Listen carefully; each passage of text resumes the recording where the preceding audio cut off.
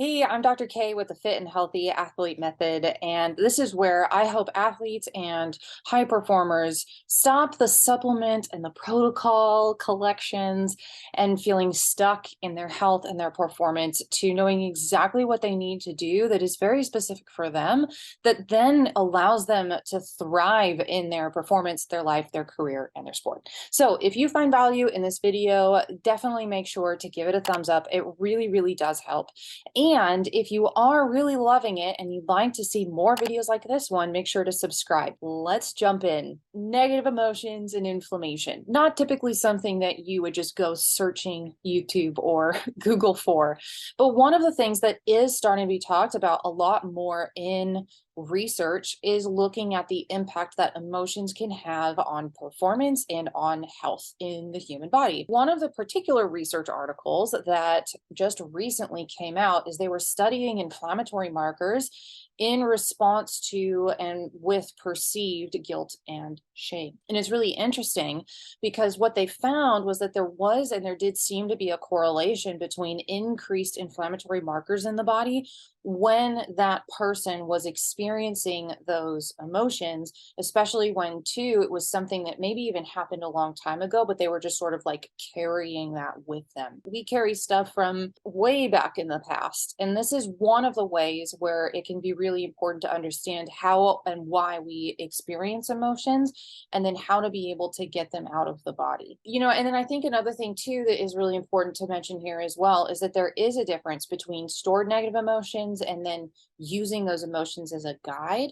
And then I know that there's going to be a subset of people who might be watching this, and you may have been through something fairly traumatic, or you may have been through something that was just really stressful and a lot, or even told as from a kid that, you just don't express emotions. So if you're somebody that doesn't really express emotions and doesn't really want to face those emotions and doesn't really want to deal with those things, it's one thing that as an athlete I found to be one of the most helpful tools for my athletes in achieving the things that they want.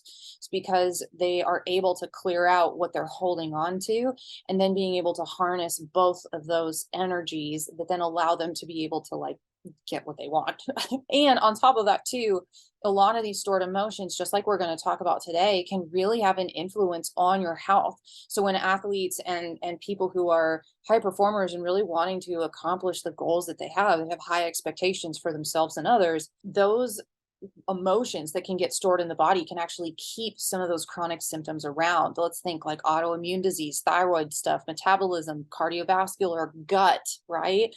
All of these hormones, we need those in order to be able to perform really well.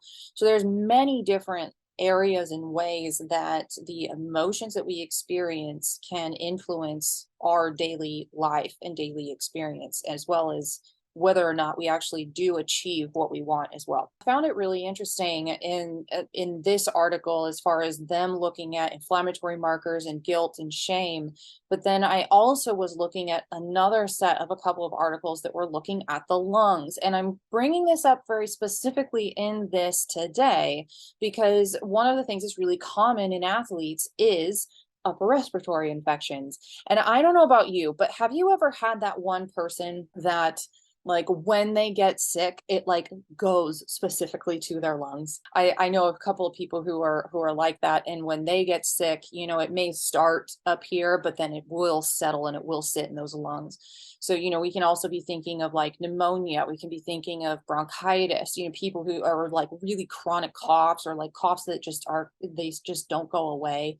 These are definitely things to be thinking about as far as what sort of things can be influencing our immune system.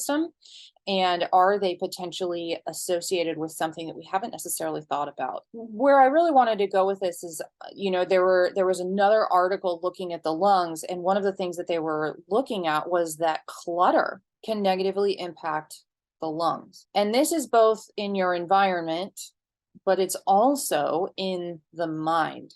So cluttered thoughts, unprocessed emotions, worry, anxiety, fear, all of these things that kind of take us out into the future or take us back into the past. And that clutter can influence what's going on internally with inflammation in some of our organ systems, including the lungs.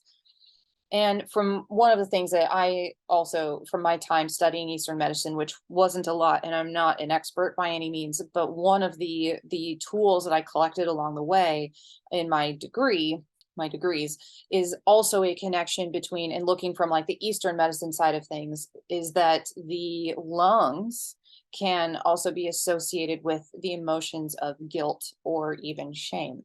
And you start to see this little connection here of where I'm going with this, right? We can, and I wanted to also say here too, because I'm always here for all of the things. This is really about taking a holistic approach to the things that we experience, right? And I'm not saying that there isn't going to be benefit from looking at lymphatic movement, right? That there isn't going to be a benefit in vitamin C levels because it really influences our immune system, also is really impactful for the lungs. There's a lot of things that can be extremely helpful for the lungs and the lung tissue, and all of those things are amazing and definitely are worth looking into, as well as like vitamin D for the immune system, right? We can be doing all those things, and we don't want to miss if there's any negative emotions or events or life things that are going on that are influencing or driving an experience that's tied to these stored negative emotions, especially when those stored negative emotions then, in the body are therefore impacting the immune system and other systems as well. My question here is for you is like, or you're probably asking, what can I do about it?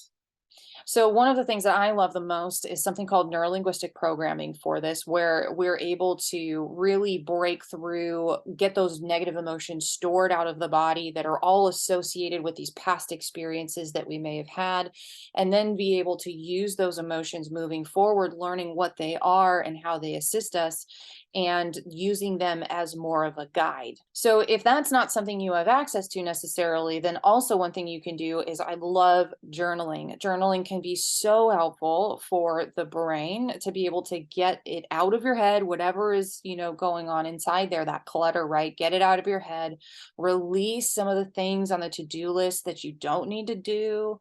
Take a deep breath in, and then being able to look at that journal exercise and say, okay, what are the things I really need to do here? What are the things I can let go of?